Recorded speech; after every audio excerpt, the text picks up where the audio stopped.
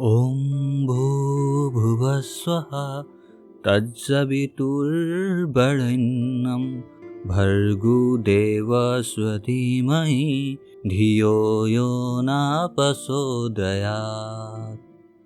আপোনালোকে হয়তো এই পবিত্ৰ গায়ত্ৰী মন্ত্ৰক নিশ্চয় শ্ৰৱণ কৰিছে, কিন্তু আপোনালোকে বাৰু জানেনে এই গায়ত্ৰী মন্ত্ৰৰ ৰচয়িতা কোন?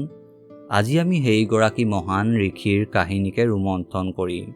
এই ব্ৰহ্মৰ্ষিগৰাকীয়ে হ'ল বিশ্বামিত্ৰ। হিন্দু ধাৰ্মিক গ্ৰন্থসমূহত উল্লেখিত সপ্তঋষিৰ অন্যতম আছিল বিশ্বামিত্ৰ। কিন্তু তেওঁক আন ঋষিসকলৰ পৰা এটা কথাই পৃথক কৰিছিল, সেইটো হ'ল পুৰুষাৰ্থ। নিজ পুৰুষাৰ্থৰ বলতেই বিশ্বামিত্ৰ ক্ষত্ৰিয় ৰজাৰ পৰা ব্ৰহ্মৰ্ষি হ'বলৈ সক্ষম হৈছিল।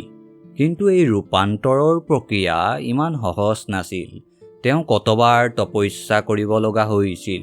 ইয়াৰ উপৰিও দেৱতাসকলে এই কাৰ্যত বিঘ্ন উৎপন্ন কৰিবলৈ অপ্ৰাণ চেষ্টা কৰিছিল। কিন্তু বিশ্বামিত্ৰৰ দৃঢ় নিশ্চয়ৰ আগত সকলো বিফল হৈছিল।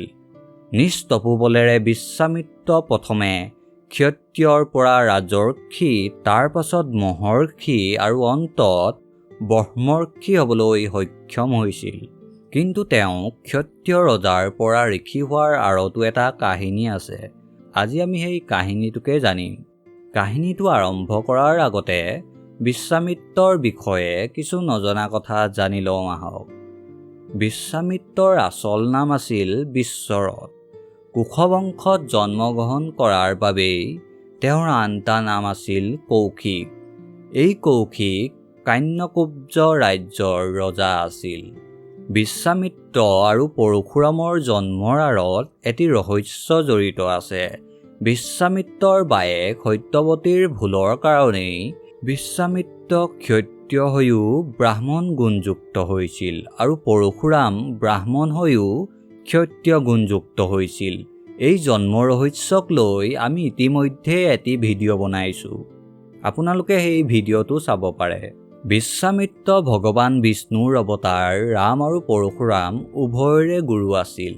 বিশ্বামিত্ৰই ৰামক অস্ত্ৰ শিক্ষা প্ৰদান কৰিছিল তথা সীতাৰ স্বয়ম্বৰলৈকো বিশ্বামিত্ৰই ৰামক লৈ গৈছিল। স্বয়ম্বৰত যেতিয়া ৰামে শিৱৰ পিনাক ধনুখনত প্ৰত্যাংশা লগাওঁতেই ধনুখন ভাগি পৰিছিল, তেতিয়া নিজ আৰাধ্যৰ ধনুখন ভঙাৰ কাৰণে পৰশুৰাম খঙত অগ্নিসৰ্পা হৈ পৰিছিল। তেতিয়া বিশ্বামিত্ৰই পৰশুৰামক ৰামৰ প্ৰকৃত স্বৰূপৰ সৈতে পৰিচিত কৰাইছিল। বিশ্বামিত্ৰই ৰামক দশৰথৰ পৰা মাগি নি দণ্ডকাৰণ্যত থকা ৰাক্ষসসকলৰ বিনাশ কৰাইছিল। যেতিয়া ইন্দ্ৰই ৰজা ত্ৰিশংকুক সুশৰীৰে স্বৰ্গত প্ৰৱেশ কৰিব দিয়া নাছিল, তেতিয়া বিশ্বামিত্ৰই ৰজা ত্ৰিশংকুৰ কাৰণে এখন নতুন স্বৰ্গৰ নিৰ্মাণ কৰিছিল। এই বিশ্বামিত্ৰই ৰজা হৰিশ্চন্দ্ৰৰ সত্যবাদিতাৰ পৰীক্ষা লোৱাৰ অৰ্থে তেওঁৰ পৰা ৰাজ্য দানত মাগিছিল। বিশ্বামিত্ৰৰ শতাধিক সন্তান আছিল। তেওঁৰ বংশধৰসকলক কৌশিক নামেৰে জনা যায়। তেওঁৰ বিশেষভাৱে উল্লেখনীয় সন্তান হ'ল ঋষি মধুচন্দা, যি ঋগ্বেদত সূত্ৰসমূহৰ সংশোধন কৰিছিল। ঋষি সুশ্ৰুত, যাক শল্য চিকিৎসা বা চাৰ্জাৰীৰ জনক বুলি কোৱা হয়, আৰু তেওঁৰ আটাইতকৈ বিখ্যাত সন্তানটি হ'ল শকুন্তলা, যাক তেওঁ স্বৰ্গৰ অপ্সৰা মেনকাৰ সৈতে প্ৰাপ্ত কৰিছিল। এই শকুন্তলাৰ পুত্ৰ আৰু বিশ্বামিত্ৰৰ পৌত্ৰ অৰ্থাৎ নাতি ভৰতৰ নামেৰেই আৰ্যবৰ্তৰ নাম পিছলৈ ভাৰতবৰ্ষ হৈছিল। তেন্তে ব'লক আজি আমি জানো বিশ্বামিত্ৰ কেনেকৈ ৰজাৰ পৰা ঋষিলৈ পৰিৱৰ্তিত হৈছিল। জানিবলৈ ভিডিঅ'টো চাই থাকক।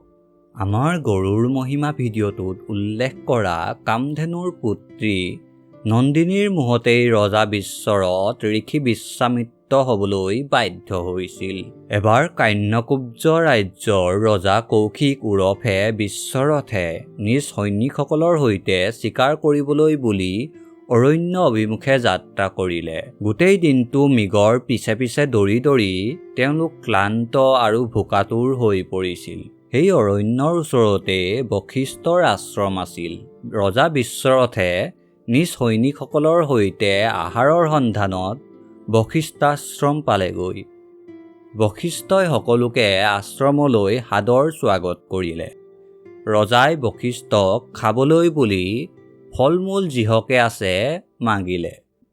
অলপ সময়ৰ পিছতেই বশিষ্ঠই বিভিন্ন প্ৰকাৰৰ সুস্বাদু খাদ্য লৈ ৰজাৰ আগত উপস্থিত হ'ল। শতাধিক লোকৰ কাৰণে ইমানবোৰ সুস্বাদু খাদ্য এজন ঋষিয়ে ক'ত পালে তাকে ভাবি ৰজা বিশ্বৰথ আচৰিত হ'ল। যি কি নহওক, ভোকত থাকিব নোৱাৰি তেওঁ অতি শীঘ্ৰেই ভোজন গ্ৰহণ কৰিলে। ইমান সুস্বাদু খাদ্য ৰজাই জীৱনত কেতিয়াও খোৱা নাছিল। আহাৰ গ্ৰহণ কৰি ৰজা বিশ্বৰথে বশিষ্ঠক ইমানবোৰ খাদ্য ক'ৰ পৰা পালে সুধিলে। তেতিয়া বশিষ্ঠই ৰজাক কামধেনুৰ পুত্ৰী নন্দিনীৰ কথা ক'লে। মোৰ ওচৰত থকা নন্দিনীয়ে সকলো প্ৰকাৰৰ ইচ্ছাৰ পূৰ্তি কৰে। এই গৌৰ কৃপাতে মই আপোনাসৱৰ সেৱা সৎকাৰ কৰিবলৈ সক্ষম হ'লোঁ। নন্দিনীৰ অদ্ভুত দৈবিক শক্তিত মোহিত হৈ ৰজা বিশ্বৰথে বশিষ্ঠক নন্দিনী গাই যে ৰজাৰহে যোগ্য বুলি কৈ মাগিলে। তেওঁ বশিষ্ঠক নন্দিনী গাইৰ বদলি যিহকে লাগে দিবলৈ সাজু হ'ল, কিন্তু বশিষ্ঠ মান্তি নহ'ল। তেতিয়া বিশ্বৰথে নিজৰ ৰাজ্যও দিয়াৰ প্ৰলোভন দিলে। মুঠতে যিকোনো প্ৰকাৰে তেওঁক নন্দিনী লাগেই। কিন্তু ইমানতো বশিষ্ঠ সন্মত নোহোৱাত বিশ্বৰথে নিজ সৈন্যসকলক আদেশ দিলে নন্দিনীক ধৰি আনিবলৈ। তেতিয়া নন্দিনী গায়ে বশিষ্ঠৰ আজ্ঞাত অসংখ্য সৈনিক উৎপন্ন কৰিলে। দুয়ো পক্ষৰ মাজত তয়া নয়া ৰণ হ'ল। নন্দিনীয়ে উৎপন্ন কৰা সৈনিকসকলে বিশ্বৰথৰ সকলো সৈন্যক পৰাস্ত কৰিলে। সেই দেখি বিশ্বৰথৰ শতপুত্ৰই বশিষ্ঠৰ ওপৰত আক্ৰমণ কৰিবলৈ যাওঁতেই বশিষ্ঠই নিজ তপোবলেৰে এজন পুত্ৰক বাদ দি বিশ্বৰথৰ সকলো পুত্ৰক ভস্ম কৰিলে। বিশ্বৰথ যুদ্ধত বৰ বেয়াকৈ হাৰিল। দুখ, লজ্জা আৰু প্ৰতিশোধত তেওঁ ভাগি পৰিল। তেওঁ ইয়াৰ প্ৰতিশোধ লোৱাৰ মনেৰে নিজ পুত্ৰক ৰাজ্যভাৰ অৰ্পণ কৰি হিমালয়ত শিৱৰ তপস্যা কৰিবলৈ ধৰিলে। বিশ্বামিত্ৰৰ তপস্যাত সন্তুষ্ট হৈ শিৱই তেওঁক দৰ্শন দিলে। বিশ্বামিত্ৰই শিৱৰ পৰা সকলো প্ৰকাৰৰ দিব্যাস্ত্ৰৰ জ্ঞান প্ৰাপ্ত কৰিলে। ইয়াৰ পাছত নিজ পুত্ৰসকলৰ মৃত্যুৰ প্ৰতিশোধ ল'বলৈ তেওঁ বশিষ্ঠৰ আশ্ৰমত আক্ৰমণ কৰে।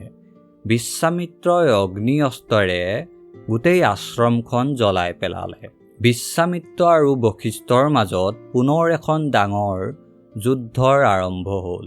বশিষ্ঠই বিশ্বামিত্ৰৰ সকলো দিব্যাস্ত্ৰক নিষ্ফল কৰি দিছিল। শেষত উপায়হীন হৈ বিশ্বামিত্ৰই বশিষ্ঠৰ ওপৰত ব্ৰহ্মাস্ত্ৰ নিক্ষেপ কৰিলে। আপোনালোকে হয়তো আজিলৈকে ব্ৰহ্মাস্ত্ৰকে আটাইতকৈ শক্তিশালী অস্ত্ৰ বুলি ভাবি আহিছিলে, কিন্তু ব্ৰহ্মাস্ত্ৰতকৈও 4 গুণ বেছি শক্তিশালী অস্ত্ৰ হ'ল ব্ৰহ্মদণ্ড অস্ত্ৰ।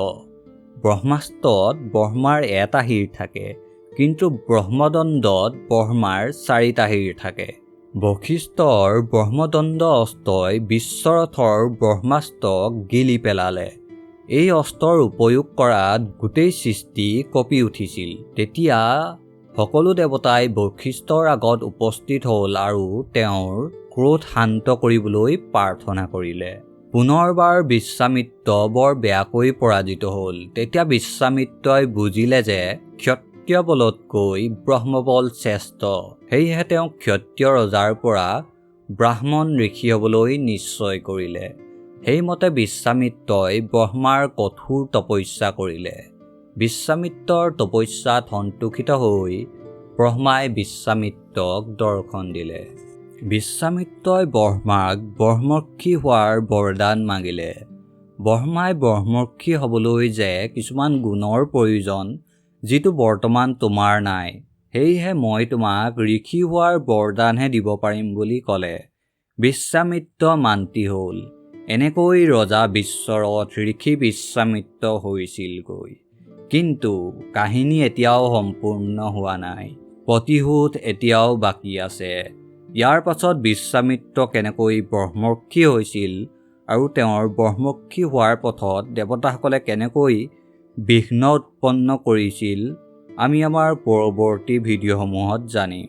আমাৰ আগন্তুক খণ্ডত কেনেকৈ বিশ্বামিত্ৰই নিজ তপোবলেৰে বশিষ্ঠ আৰু ইন্দ্ৰক নিচা দেখুৱাবলৈ এখন নতুন স্বৰ্গৰ নিৰ্মাণ কৰিছিল তাক জানিম। আশা কৰোঁ আপোনালোকে আজিৰ খণ্ডটি চাই ভাল পালে।